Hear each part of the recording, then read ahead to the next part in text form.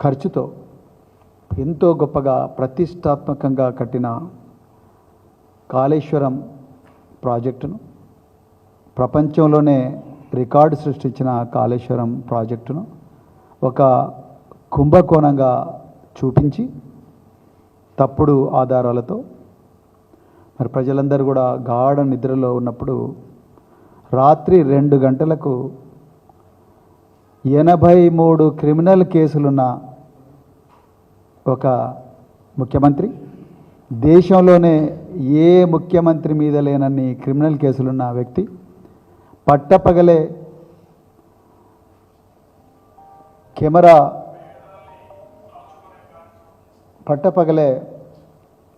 మరి కెమెరాకు లంచం ఇస్తూ పట్టుబడ్డ వ్యక్తి రాత్రి 2 గంటలకు ఇంత ప్రతిష్టాత్మకమైన ప్రాజెక్టును ఒక నేరంగా చిత్రీకరించి సిబిఐకి మరి ఇవ్వడం జరిగింది. దీన్ని భారత రాష్ట్ర సమితి పూర్తిగా ఖండిస్తున్నది. ఈరోజు తెలంగాణ ప్రజలకు కొన్ని వాస్తవాలు, కనిపించని కుట్రలు వాళ్ళకు చెప్పాల్సిన బాధ్యత భారత రాష్ట్ర సమితి మీద ఉందని చెప్పేసి మేమందరం కూడా భావిస్తున్నాం. ఇది యాదృచ్ఛికంగా జరిగిన సంఘటన కాదు. దీన్ని ఒక బనకచెర్లను చూసినట్టుగానో, లేకపోతే ఒక ఎన్డిఎస్ఏ రిపోర్ట్నో, లేకపోతే ఒక పీసీ ఘోష్ కమిషన్ రిపోర్ట్నో విడివిడిగా చూస్తే ఈ కుట్ర అంత ఈజీగా అర్థం కాదు.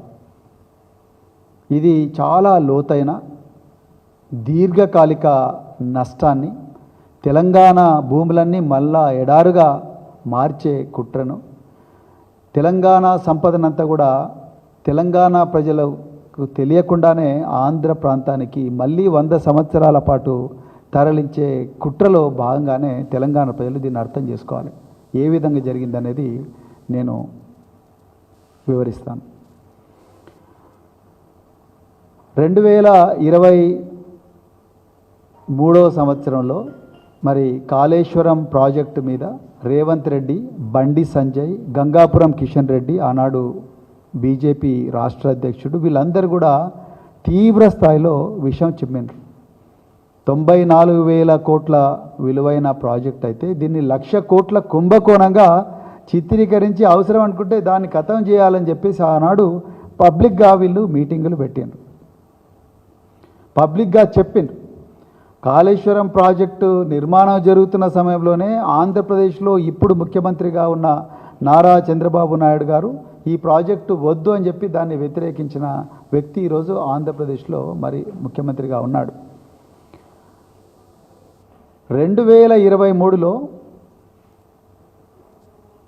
అక్టోబర్ 21 నాడు కాళేశ్వరం ప్రాజెక్టులో మేడిగడ్డ బ్యారేజ్లో బ్లాక్ నెంబర్ 7లో సాయంత్రం 6:30 పెద్ద పేలుళ్ళ శబ్దం వినిపించింది. దీని వెనక ఎవరో అగంతకులు ఉన్నారు అని ఆనాడు అసిస్టెంట్ ఎగ్జిక్యూటివ్ ఇంజనీర్ రవికాంత్ గారు పోలీస్ స్టేషన్లో కంప్లైంట్ ఇచ్చిండ్రు. ఇది నేను ఇదే వేదికగా ఇంతకు ముందు కూడా నేను చెప్పిన 500 సంవత్సరాల్లో ఎప్పుడు లేనంత వరదను తట్టుకున్న ఈ గొప్ప బ్యారేజీలు అక్టోబర్ 21, 2023 నాడు సాయంత్రం 6:30 గంటలకు కేవలం 25,000 క్యూసెక్ల ప్రవాహం ఉన్నప్పుడు ఒక్కటే పిల్లరు, బహుశా 15 కోట్లు 16 కోట్ల విలువ చేసే ఒక్క పిల్లరు పేలుళ్ళు చేస్తూ కుంగిపోయింది. దాని తర్వాత అక్టోబర్ 22 నాడు మహదేవ్పూర్ పోలీస్ స్టేషన్లో ఇదే రవికాంత్ అనే ఇంజనీరు ఒక కంప్లైంట్ ఇస్తాడు. అది జరిగిన వెంటనే గంగాపురం కిషన్ రెడ్డి సెంట్రల్ వాటర్ కమిషన్కు ఒక లెటర్ రాస్తాడు. ఇది ఘోర విపత్తు, స్వతంత్ర భారతదేశంలో ఇప్పుడు జరగలేదు. నేను మళ్ళీ చెప్తున్నాను, 94,000 కోట్ల విలువైన ఒక ప్రతిష్టాత్మకమైన ప్రాజెక్టు, అందులో 15 కోట్లు విలువ చేసే ఒక్క పిల్లరు అనుమానాస్పద రీతిలో కుంగిపోతే దాన్ని జాతీయ విపత్తుగా చిత్రీకరించి కిషన్ రెడ్డి గారు సెంట్రల్ వాటర్ కమిషన్కు, కేంద్ర జలవనరుల శాఖ మంత్రికి ఒక లెటర్ రాస్తారు.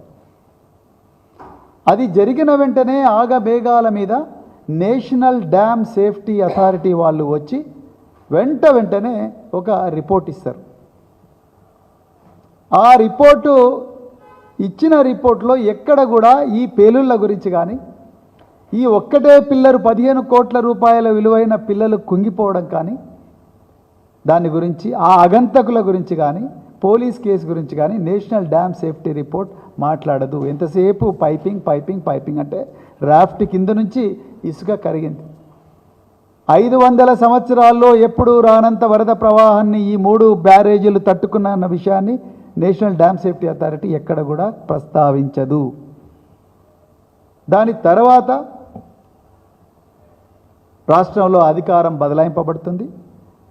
14/3/2024 నాడు, అంటే మార్చి 14 నాడు రేవంత్ రెడ్డి ప్రభుత్వం పీసీ ఘోష్ కమిషన్ను ఆర్డర్ చేస్తుంది. ఈ పీసీ ఘోష్ కమిషన్ దయచేసి ప్రజలందరూ కూడా గుర్తించాలి. ఈ పీసీ ఘోష్ కమిషన్కు ఇచ్చిన టర్మ్స్ ఆఫ్ రెఫరెన్స్ ఏంటయ్యా అంటే, ఈ కాళేశ్వరం ప్రాజెక్టులో ఏమైనా నెగ్లిజెన్స్ జరిగిందా, డిజైన్ లోపాలు ఏమైనా ఉన్నాయా, డిజైన్లు చేయడంలో నెగ్లిజెన్స్ జరిగిందా, అదేవిధంగా ఆపరేషన్ అండ్ మెయింటెనెన్స్లో ఏమైనా నెగ్లిజెన్స్ జరిగిందా, ఏమైనా అవకతవకలు ఉన్నాయా, దీని వెనక ఈ అవకతవకలకు ఏ ప్రభుత్వ అధికారి కారణం, ఏమైనా పబ్లిక్ అఫీషియల్స్ కారణమా అని చెప్పి 3-4 టర్మ్స్ ఆఫ్ రెఫరెన్స్ ఇచ్చి ఆ జివో అప్పుడున్న ఇరిగేషన్ సెక్రటరీ ద్వారా రిలీజ్ చేసిండ్రు.